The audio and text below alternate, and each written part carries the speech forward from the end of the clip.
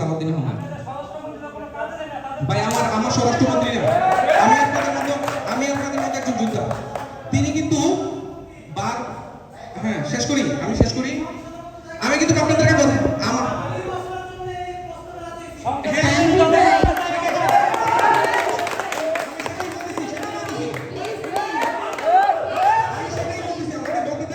আমাকে বলতে দেন, আমি কিন্তু আপনাদের প্রোগ্রামে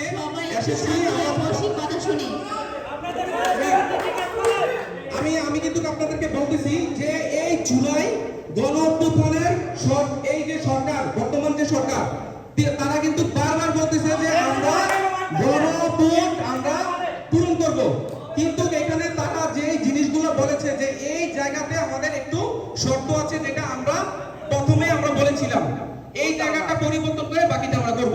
তারা কিন্তু একবার বারবার বলেছে, তো সেটাকে আমরা কিন্তু সময় দেই। তো এই 6 মাসে সরকার ওইরকম ভাই কিছু করতে পারবে না। তারা চেষ্টা করছে, আমি বারবার বলতেছি তারা চেষ্টা করতেছে। আমরা সবাই, আমি কিন্তু সরকারের দল না ভাই, আমি আপনাদের মতো একজন মানুষ, আমি বিএনপি করি না।